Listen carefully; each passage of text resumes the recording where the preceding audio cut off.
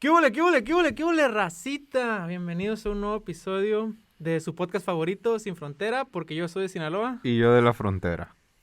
Como pueden ver, si es que nos están viendo, si es que esto funcionó, estamos juntos, estamos grabando en persona, ahora sí, que es algo inédito en estas épocas. No solo grabar en persona. Controversial. No solo grabar en persona, sino nomás verse. Sí. Es controversial. Cercano contacto. No te acerques tanto, porque me pongo nervioso. Pues, ¿comenzamos? ¿Fuera máscaras o...? Sí. ¿Cómo dice? Face reveal. Face reveal. Mira, somos reales, somos nosotros. Estamos más guapos que en Hoy sí estás más guapo en persona, ¿eh? persona. Fíjate que yo no conocía a Carlos en persona. Empezamos este podcast a distancia distancia. Pues sí. ¿A dónde nos ha traído la vida, fíjense? Sí. ¿Pero dónde estamos? Estamos, no sé si nos ¿Qué vayan me a banear, parece? si nos vayan a banear de aquí. No podemos decir. No, yo creo que sí podemos entonces decir. mejor no. No, sí, estamos en las oficinas de Netflix, Ok. porque como escucharon en el episodio anterior, Carlos ya trabaja acá, ya Ey. lo convencimos de que se viniera para acá y pues aquí estamos. Y este podcast, como ya vieron en el título, se trata de la entrevista sobre las entrevistas, que es un poco meta el título, un poco como Inception, y Ujú. vamos a entrevistar a Carlos, o sea, va a ser un formato como donde yo entrevisto a Carlos sobre cómo fue su proceso de entrevista, Ujú. no solo en Netflix, spoiler alert, se entrevistó para más empresas, y nos va a platicar un poco de ese proceso y de cómo llegó hasta acá. Esperemos que esto les sirva y les ayude por si pues ustedes también quieren empezar ese proceso de entrevistas. Pues sin más preámbulo, Venga. ¿puedes decir para cuántas empresas te entrevistaste y algunos nombres, si no es que quieres decir todos? Sí. Cuando empecé la búsqueda, pues obviamente, vamos a aclarar esto. Me entrevisté para múltiples empresas porque siento que es una muy buena estrategia para maximizar tanto la práctica y la oferta potencial. ¿Ok? Entonces tú no le tiras a una sola canasta tus huevos, sino a muchas. Sí. Entonces me entrevisté con Lyft, Snapchat, Reddit, Splunk, obviamente Netflix, Facebook, Google. Hay más, creo que hasta Crunchbase, tuve una llamadita por ahí. Sí fueron varias, más de 10, pero estos ahorita son los nombres que así que tengo bien frescos. Fueron como puras fast words así de Live, Splunk, Netflix. Sí. ¿Y se puede saber de cuántas tuviste oferta? Tuve de 2, casi 3, Bien. pero debo decir que también aclaran que pues el privilegio de vivir aquí en Bay Area, ¿no? Porque todas estas empresas están Sí. locales y Sí. si te entrevistan, pero sí, tuve oferta bien oficial de 2, buenas ofertas, y casi una tercera, pero tú sabes, vamos a hablar de eso también. Sí. Y una de las cosas que yo creo que, bueno, felicidades primero por las dos ofertas y sobre todo porque estás acá. Como tú dices, yo creo que sí es conveniente no solo entrevistarse, sino llegar a tener 2 ofertas es excelente porque te ayudará a negociar Ujú. lo que finalmente decidas. Pero de eso vamos a platicar un poco más adelante. Ahora, yo creo que una de las cosas que más a lo mejor valora las personas que nos escuchan es una pregunta que yo he tenido últimamente o que me han hecho personas últimamente porque no sé si sepan, pero Netflix está contratando en Ciudad de México o en México remoto. Es cómo es el proceso de entrevistas acá en Silicon Valley. Ujú. Ya platicamos de eso en podcasts anteriores, pero una duda que yo tengo es ¿qué tipo de preguntas te hacían? O sea, si te entrevistaste como para 6 plus empresas o 6 o más, ¿cuáles son el tipo de preguntas que te hacen? ¿Se repiten entre ellas? ¿Y en qué te ayuda como a lo mejor entrevistarte para varias empresas en cuestión de las preguntas que te hacen? Muy buena. Depende obviamente a qué vayas, ¿no? Si vas a iOS, esperas preguntas de cosas de iOS, Swift, Objective-C, lo mismo para Android, backend, etcétera. En mi caso yo iba como frontend / no sé, full stack, pero dentro del ecosistema de Node. Entonces, a final de cuentas, como que el nicho es muy específico a JavaScript. ¿Ok? Voy a aclarar. ¿Qué me preguntaban? JavaScript. Y HTML, y CSS, y obviamente APIs y Systems Design, ¿no? Si hay preguntas que se repiten, sí, siento yo. O sea, haz de cuenta que lo que me ayudó mucho fue agarrar todas esas entrevistas antes de... Lo que yo decía era, bueno, voy a empezar a entrevistar con compañías que yo tal vez no sienta tantas ganas, aunque se oiga mal, de entrar, pero por la práctica. Incluso en el camino puede que haya un mutual fit. Te voy a decir algo, por ejemplo, yo no tenía ninguna esperanza de... La verdad no me llamaba mucho la atención Splunk.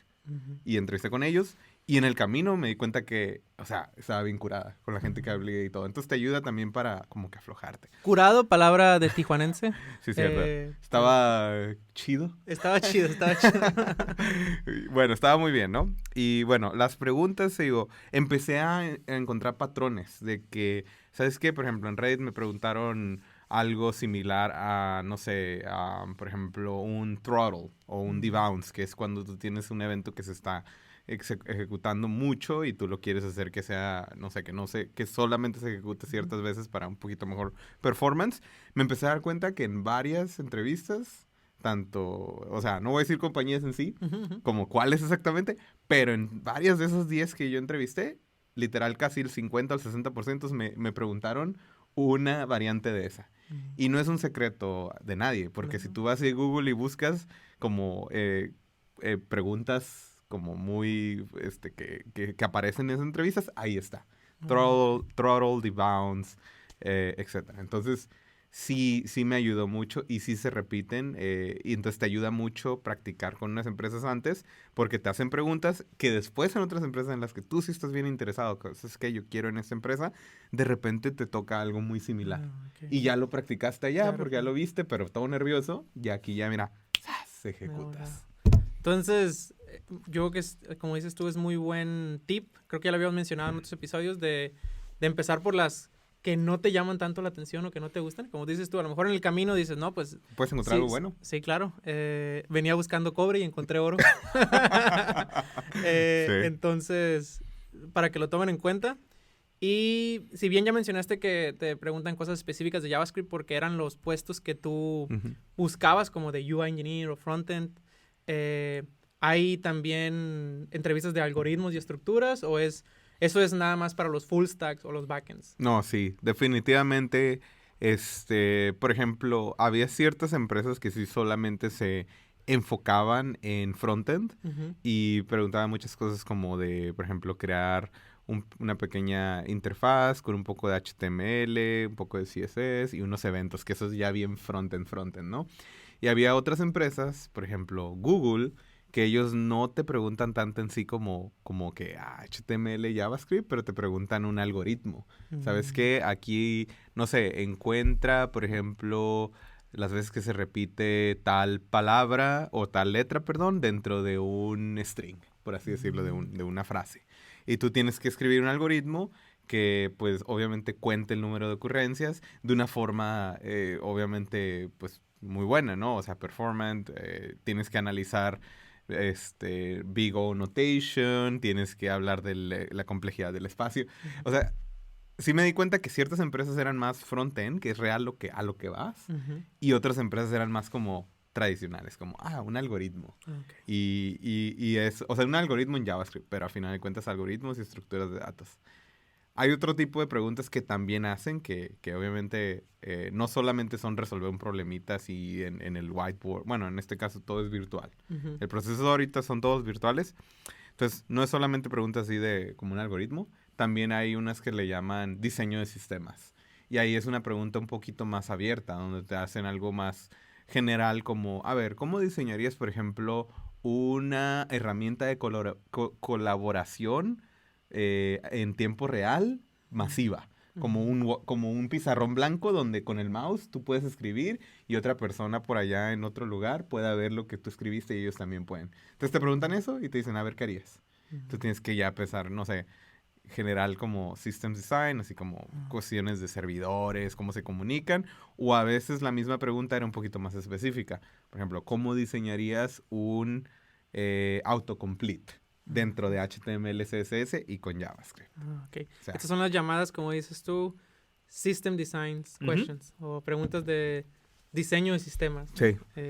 Que también son muy comunes y son cosas que si vas a empezar a entrevistarte, pues tienes que tomar en cuenta. Y en este mismo tema de cómo las preguntas que te hacen y todo lo que tuviste que hacer para llegar a una oferta, ¿cómo te preparas para esas preguntas? O sea, ¿estudias? ¿Hay libros? Como ya hemos mencionado, a lo mejor Cracking the Code in Interview. Entrevistas como... No sé si llamarlo falsas o no sé cómo traducir mock interviews. Mock interview. Ajá, Como sí, entrevistas de... simulacro. Simulacro de entrevistas. Simulacro. ¿Qué hiciste? ¿Cómo te preparaste? Sí, esa parte está interesante. Yo empecé a hacer, por ejemplo, como yo sentía que mi pata de palo para esto eran los algoritmos, Ujú.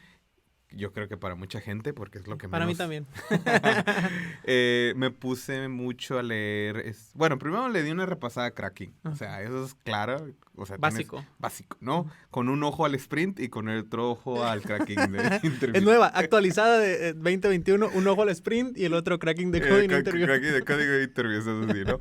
Y le di una leída rápida, pero que ya lo había leído. Claro, no me enfoqué tanto porque esta vez, como a diferencia de otros años, me puse a optimizar por algo que se llama LeetCode. Okay. L-E-T code.com.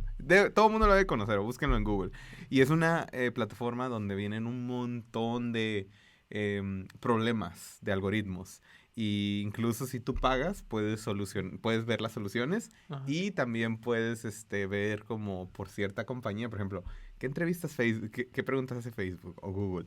Es una cercana, no es realmente las que hacen, pero es más o menos.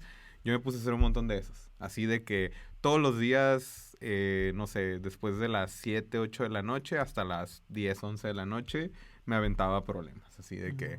Entonces yo creo que resolvía lo mucho. No resolví tantos, porque te mides más o menos cómo vas, dependiendo de la resolución, pero son como unas, no sé, unos 100... easy o medium, algo así. No, 100 como easy, como 50 medium, algo así. No hice ni un hard casi. El punto es que eso es lo que más estuve repasando porque sentía que a mí me faltaba. Y obviamente como yo iba a JavaScript, me puse a leer mucho la especificación en MDN o en esta página que se llama javascript.info, que por cierto, al final del episodio vamos a poner ahí todos los links. Tengo un montón de links que puedo pasar. Nice. LeetCode, JavaScript Info, y de ahí hice mock interviews. Entonces, de hecho, tuve la oportunidad, gracias Marco, tengo un amigo que se llama Marcos. Marcos. No yo otro. No este. The Real. Yo soy The Real, el otro es The Fake. No fake. No, aquel es Marcos. Ah, ok, con es ese. Marco. Él trabaja en Google y de hecho él, o sea, me ayudó, me hizo un mock interview como en Google te lo harían. Oh, nice, nice. Y estuvo muy bien. Y luego también hice... Pues ahí practiqué en general en línea, estuve leyendo. Y lo que te digo que más me ayudó fue hacer otras entrevistas. Claro.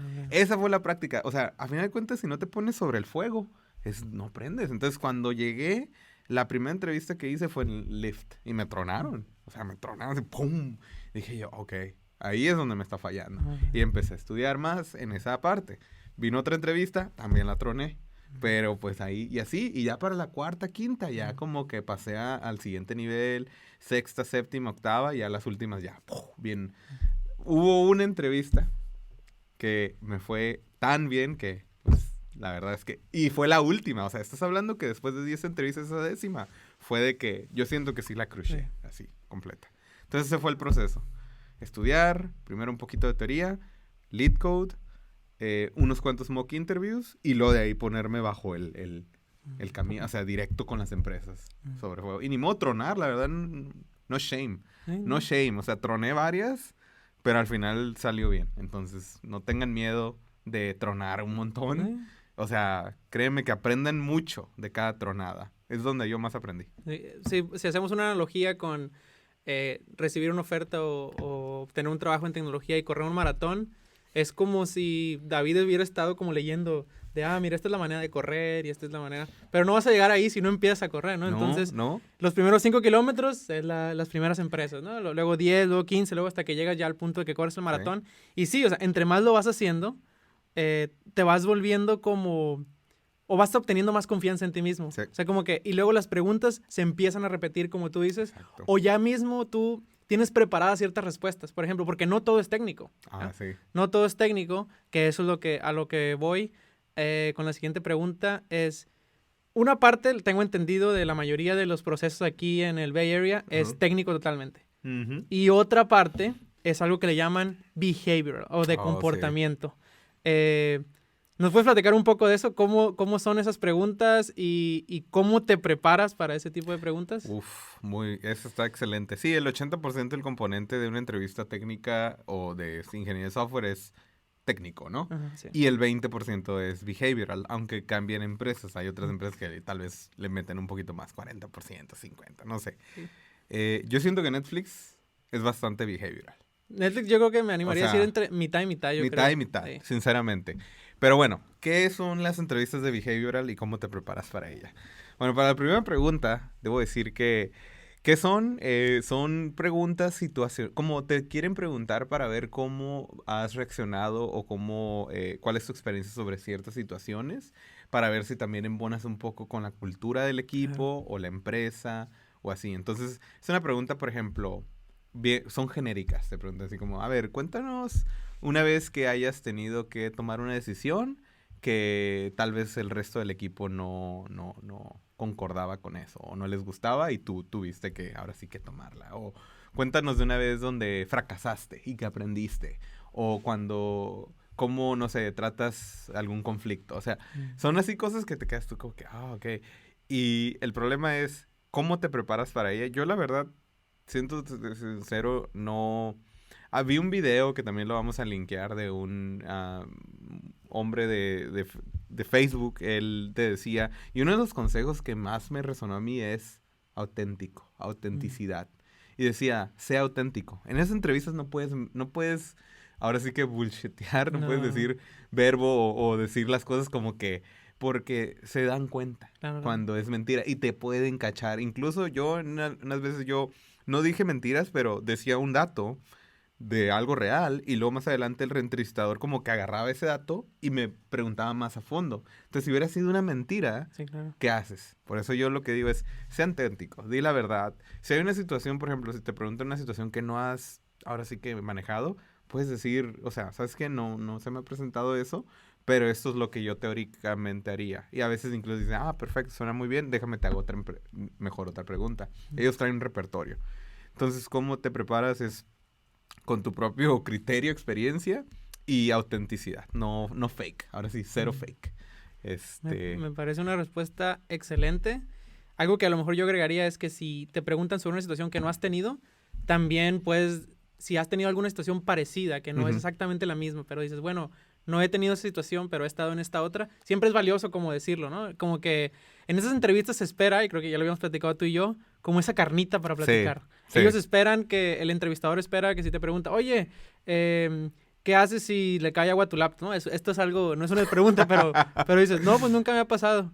Ya. O sea, no, lo que esperan es como de, bueno, como dices tú, no me ha pasado, pero haría esto. O no me ha pasado que caiga agua a mi laptop, pero sí a mi teléfono, no sé. Es un ejemplo a lo mejor un poco bobo, pero más o menos, así como dice Carlos, son estas preguntas donde te ponen en una situación hipotética o real y te dicen, ¿cómo reaccionarías o cómo has reaccionado si esto te ha pasado en el pasado? Y es una buena oportunidad para mostrar como tu personalidad. Claro. Y venderte hacia de que, o sea, porque a veces, y voy a ser sincero, por ejemplo, a mí me fue mal en una entrevista como técnicamente, como que me falló uno de los entrevistadores.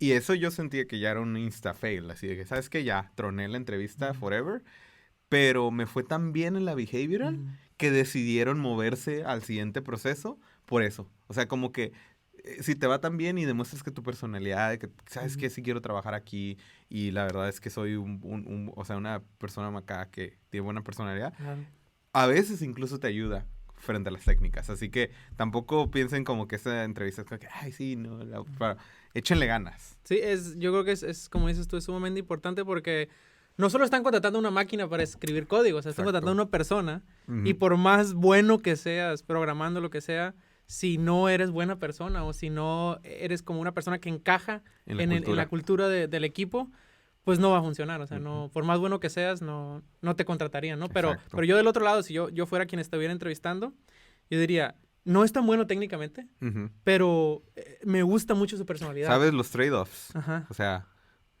ven las respuestas de Marco, yo, strong hire. De hecho, yo también creo Strong hire. que en mi proceso aquí en Netflix, mucho de la parte que yo esté acá se debe a las de behavior. Entonces, ¿Ves? es de, lo bueno trae lo bueno. Ah. Hashtag es de mamadores. Macizo, macizo. Y otra, bueno, ya pasando de cómo te preparaste, Ajá. parte también del prepararse, o no sé si sea como parte de eso mismo, es cómo consigues entrevistas. O sea, nosotros tenemos la ventaja que ya estamos acá, pero también esto se puede hacer desde México. Yo la primera vez que vine para acá se puede hacer desde México o desde donde estén. Pero tú, en tu caso, ¿cómo le hiciste para conseguir esa entrevista? O sea, ¿hablaste con los reclutadores? ¿Aplicaste directamente a lo que llamamos el black hole de los resumes? Sí. Donde aplicas y tu resumen cae con 1 millón. hay un pozo de resúmenes así y está lleno y ahí cae el tuyo también junto. ¿Cómo le hiciste para que tu resumen saliera de ese... Pues, mira, y brillara? Yo hice todo. Que es, mira, apliqué directo a posiciones que vi en los portales de las compañías, ¿ok? Entonces, mandé a ese resume Blackfold. Ahí es pura suerte. Si te encuentran porque las palabras de tu resumen le hacen match a algo, porque así es como te encuentran, y te llaman, y sí me llamaron, ¿eh? O sea, por ejemplo... apliqué para Nvidia, creo, y LinkedIn también, pero no tuve entrevistas con ellos porque ya había agarrado la oferta que yo quería. Y sí me llamaron, entonces sí funciona, pero depende ya. Ahora sí no te puedo decir como que cuál es la forma certera de hacer esto. En mi caso, pues simplemente me llegaron los correos de que, hey, vimos que aplicaste, aquí está tu resumen, nos gustaría que una llamada. Es una forma. Entonces, aplicar sí funciona, pero pues sí se tardaron. De hecho... Lo que sí es que yo apliqué, por ejemplo, en diciembre y me vinieron marcando hasta febrero. Mitad de febrero. Entonces yo ya los había olvidado. Dije, ay, no pasó nada, ¿no? Bueno, apliqué de esa forma. La segunda es exactamente la que tú dijiste. Había ciertas empresas que yo me acordaba que ya me habían mandado un mensaje por LinkedIn o por Gmail, ¿ok? Por un correo electrónico. Lo que hice fue... ir a buscar como ahora historiador ese pedazo de ese correo, encontrarlo y decir, mira, aquí está, buscar el nombre del reclutador o hacerle reply ahí mismo. Varias veces me tocó de que las cuentas ya están desactivadas, ya no trabaja aquí, pero a veces sí me tocó y fue como, ok, mira, seguimos la conversación que teníamos en aquel tiempo. El tercero, y creo que yo digo el más efectivo, es el referral. Ajá. El referral. Y es cuando tienes un amigo trabajando en la empresa que te puede ayudar y eso pone tu resumen así que casi hasta arriba de la pila, ¿no? Porque es directamente, en este caso aquí, mira, Marco fue mi referral. Ámenme, mis DMs están abiertos. Eso es un inside joke porque hace poco tuiteé de que Netflix está contratando en México y puse mis DMs están abiertos y realmente no están abiertos. Pero para este momento sí están. De hecho, he recibido varios mensajes. Pues. Así que, sí, yo he referido gente, no solo amigos. Todo el mundo llaman, ¿eh? Así, a todo el mundo llaman. Es el referral mágico aquí. O sea, si vienen conmigo, de seguro te llaman. Te llaman. Yo he referido gente incluso que no son amigos míos, o sea, que los conozco como por segundas relaciones o algo así. Sí. Y siempre como que digo, bueno, déjame conocerte y luego ya vemos si se hace el referral o no. Ahí le tienes que pagar unos $100 nada más ahí para que... No se la crea. Claro. Pero, no, guiño, no recibo dinero, guiño. Pero sí, como dices tú, es como la forma más efectiva. Sí. Y yo que trabajé para startups también, de hecho, muchas, me animaría a decir de las startups, no sé si todas, ¿va? Pero al menos en las que yo tengo experiencia que he trabajado, la mayoría de los ingenieros vienen de referrals. O sea, la mayoría de los ingenieros llegan porque tú a lo mejor ya trabajaste con alguien, ya lo conoces, es tu amigo, tu amiga, fueron compañeros en algún punto y dices, me cae bien, es chido. O sea, los hiring managers confían en que, si ya confiaron en ti, en contratarte en ti, y dices, bueno, yo conozco a Carlos, conozco a Marco, y si él va a traer a alguien que él confía, pues es mucho más sencillo Le realmente. da más peso a tu candidatura. Entonces, también utilicé otra pequeña estrategia, pero esa no le metí tanto, fue en Twitter.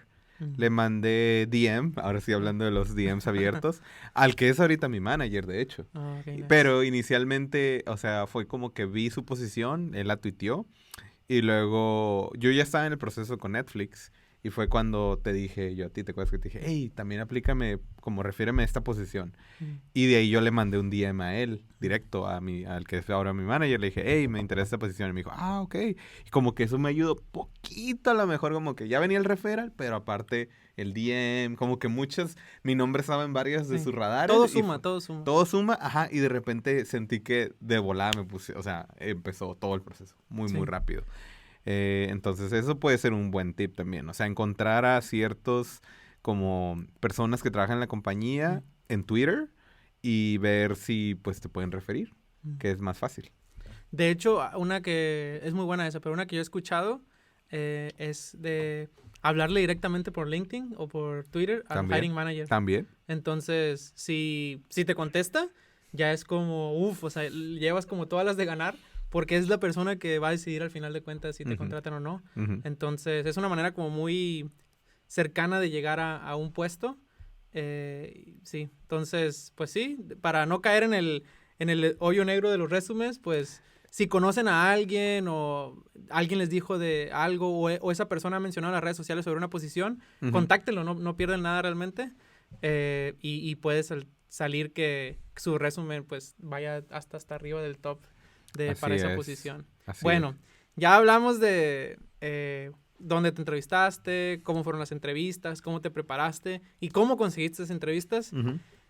Y llega el punto en el que, bueno, te entrevistas, eso es todo, y empiezas a recibir las ofertas o simplemente el rechazo. We're not gonna move forward.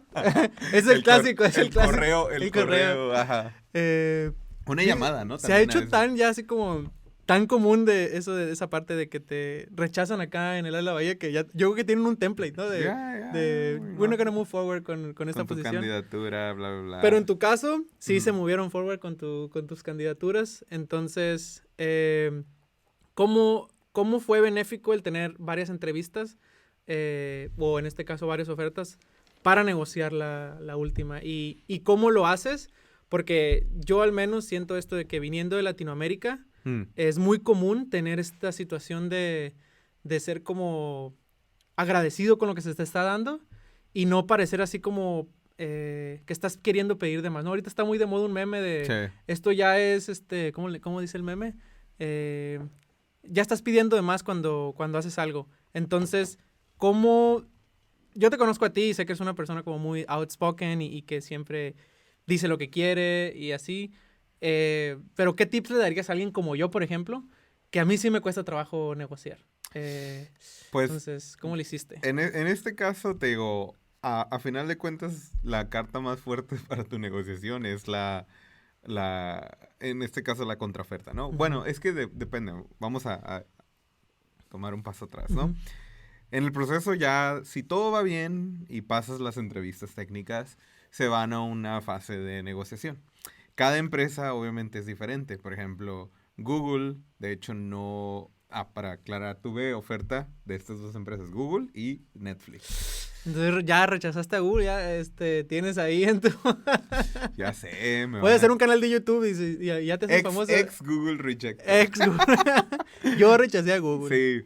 Pero te digo, Google, Google no se fue conmigo directo a oferta, sino como también me dijeron, no, pues vamos a conseguirte un manager antes de todo, que diga Simón, y de ahí ya vamos a la oferta. Entonces, eso es lo que hice, y en cambio Netflix fue directo, ¿sabes qué? Si nos gustas, pum, ahí te va la oferta, ¿no?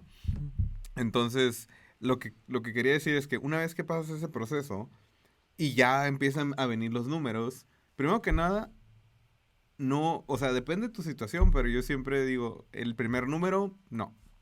O sea, ni aunque sea mayor a lo que tú pensabas, negocíalo. O sea, siempre decir siempre más. Quiero más en la primera. Sí, o sea, porque no hay, ¿qué te pueden decir? Lo peor que te pueden decir es que no, y te quedas con el mismo número, porque no te van a decir, ¿quieres negociar? ¿Quieres más? Entonces mejor te retiramos la oferta. Si lo hacen, créeme que estás ahora sí que evadiendo una bala, porque eso sería, ok. eso es tóxico. Sí, La mayoría de las empresas grandes como Google, Facebook, Netflix no te van a retirar la oferta. Amazon, si es una chiquita y te lo hace, entonces quiere decir que algo estaba raro. te ¿Ok? salvaste. O sea, te Ajá, te salvaste. salvaste de algo.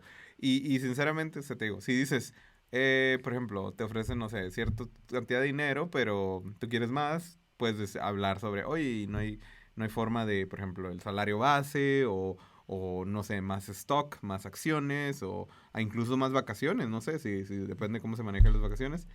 Puedes siempre intentar un poquito más. ¿Ok?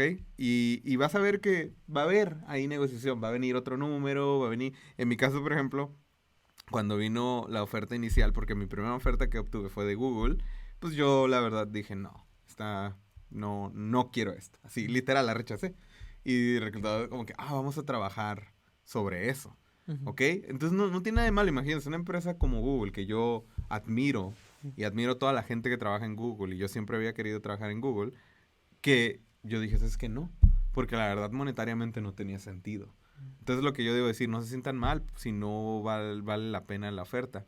Ahora, yo sentía, porque como fue mi primera oferta, que ese de decir no iba a llegar hasta cierto punto nada más, ¿ok? Cuando no tienes nada más que con lo que negociar, a menos que tengas una situación muy especial, pero si no tienes nada más con qué negociar, créeme que ese de estirar el dinero llega bien poquito más. O sea, Ujú. a lo que voy es que yo creo que iba a ajustarme en mi caso como un 20% más, perdón, un 10% más de págalo mucho, o Que 5. ojo, creo que es el momento cuando te hacen una oferta donde en menos tiempo puedes ganar más dinero, ¿no? Porque Exactamente. pides más y un 10% a veces no te lo dan cada año de aumento. No te lo Entonces, dan, no te ujú, lo da. Y eso es a lo que vengo, que en esa negociación exactamente es cuando más dinero vas a poder ganar y negociar. Porque ya que entras a la empresa, créeme que los ascensos no, a veces son ajustes de salario nada más de la inflación, 3%, 4%. En cambio, imagínense, en una oferta inicial y luego tú negocias poquito y te dan, no sé, unos 30, 40 mil dólares más y ya es un porcentaje mucho mayor a lo que sí, la inflación. sí, sí, sí. Entonces, siempre negociar, ¿no? Entonces yo sentía que decía que yo no iba a llegar más lejos solamente con mi palabra y con de que yo quiero más. Entonces, ¿qué pasó? Bueno, para ese entonces yo ya estaba en el proceso de Netflix Ujú. y fue cuando Netflix me dio una oferta. Y ahí es donde es lo que les digo a todos, y por eso intenten en varias empresas. Si pueden, todas. Y si pueden obtener en más empresas, más de una, más de dos, todas las que se puedan, mejor. ¿Por qué? Porque ya que tienes más de una oferta, ya puedes llegar y, por ejemplo, yo tenía la oferta de Google. Cuando Netflix me habla, me dice, aquí está tu oferta. Yo ya tenía como ese antecedente, ¿sabes qué? Es que no me voy a ir menos de este dinero que ya me están ofreciendo. Obviamente Netflix llegó con más. O sea, Ujú. Netflix la verdad es que nunca da ofertas bajas. Ujú. Netflix siempre da una oferta Top buena. of market salary, le Top of llamamos. market, ajá. Entonces, realmente que Netflix no hay nada que llorarle. Ujú. Pero a otras empresas que he escuchado que sí, Amazon, no sé, Google. En este caso en Google, pues Netflix llega, me da una oferta. Entonces, ¿qué hago yo? Pues veo la oferta de Netflix y digo, mira, está atractiva. Entonces voy y le digo al reclutador de Google, Allá me dan más. ya me están dando más. Ujú. ¿Qué es lo que pasa? Que el reclutador de Google se queda como, oye, yo ya trabajé este candidato por 3 meses o más, no lo quiero perder. Sí. Ya estás Entonces, justo antes de cruzar la ajá, línea, ¿no? ya, Entonces, ya. Entonces, ellos, su interés es no perderte. claro, claro. Entonces, lo que hacen es, ¿sabes qué? Te la igualamos o te damos más para que Ujú. tengas con nosotros. Y así, entonces le digo, si tienen muchas ofertas, lo que puedes hacer es literal negociar todas con la más grande. Agarrar y todas. Y las que se vayan, pues que se vayan. Pero vas a ver que las empresas grandes, la mayoría va a querer hacer match. Entonces, ¿qué pasó conmigo? Pues viene Netflix, una empresa, le digo a Google, Google lo sube, y luego le digo le digo a Netflix que Google lo subió y que estoy pensando en irme con ellos, y Netflix dice, ok, yo te doy más. Ujú. Y pum, sube más con Netflix y ya le doy igual de Google de nuevo. O sea, yo literal estaba a ver quién da más, a ver quién da más. Y obviamente no solo el dinero, también el equipo, la Claro, cultura. No, claro. por cierto, no solo se trata del dinero, pero aquí estoy haciendo énfasis en la negociación. Y No la todo se nego- trata del dinero, Pero el dinero es muy Era el importante. dinero. Y como este es énfasis en la negociación es del dinero, porque si no fuera por dinero, te vas con la que más te gusta, ya, Claro. ¿no? Entonces, así fue como estuvo, y ya al final, pues sí hice mucha comparación, porque ya llegué como que a ofertas similares, y al final, no sé, mi decisión, por ejemplo, yo fue más como por el equipo, el rol, eh, mi amigo Marco. ¡Ah! Ahora ya nos podemos estar aquí juntos, Simón, y comer, no, y la grabar y empresa, o todo. sea, bien admirada por mí. Entonces, pues sí, sí fue un poco difícil. No te voy a ser sincero, sí tuve un poco de como así problema, como ansiedad, porque Ujú. así como dices tú, la gente latina no le quieres quedar mal a nadie, la verdad. No. Yo no quería, por ejemplo, quedarle mal al reclutador de Google porque pues ya había terminado y tampoco al de Netflix. Entonces, imagínate, tienes que elegir uno. Y pues sí estuve estresado, no voy a decir que no, y supongo que te estresas aún más cuando son más empresas y tienes Mm. más ofertas. Pero para mí, siendo sincero, fue la mejor opción para maximizar la negociación. Así que es lo único. Desafortunadamente, así es el juego. Mm. Tienes que jugarlo de esa forma, agarrar si se puede agarrar varias ofertas, y eso te va a ayudar a negociar y maximizar la oferta que te den eventualmente. Sí. Y no solo me imagino que es estresante por a dónde me voy y eso, sino que tú en este Inter, pues tenías un trabajo, ¿no? O sea, tienes un trabajo que hacer, tienes una familia. Entonces Sí. es un proceso arduo y cansado. Yo también lo he vivido. Pero al final, ya que ves la puerta, al final es como de, ya, llegué, Vale la pena. vale la pena. Entonces, los animamos a que si están ahorita buscando cambiarse de empresa. De hecho, ahorita, yo creo que nunca, como ahorita, he recibido yo spam digo spam, pero de gente que me habla de que, oye, ¿no te interesa por nosotros? Creo que como 2 o 3X, ¿eh? Sí. De- Ahorita en este momento. Debo Entonces, decir, ahorita en el 2021, y hay un montón de threads que están hablando de eso en Twitter, se está volviendo la migración masiva de gente en tecnología. Ahorita el mercado está más hot que en casi, yo creo que nunca lo había visto tan hot. yo O sea, tampoco. todo el mundo veo que se están yendo a otras empresas, negociando o cambiándose. Incluso los salarios aumentaron. O Sí, sea, sí, sí. estás hablando que en la pandemia nadie se movió. Todo el mundo se quedó donde estaba y todo el mundo. Pero ¿qué pasó? Pues la gente ya ahorita después de la pandemia se están Sí, sí. reabriendo las cosas. Créeme que si ahorita están buscando, ahorita es el mejor momento porque lo más seguro, he visto, o sea, gente que está duplicando sus salarios Sí. dependiendo de dónde vengan y así. Entonces, yo también lo he visto. Sí. Este O sea, episodio cae como anillo al dedo para esta época que estamos viviendo.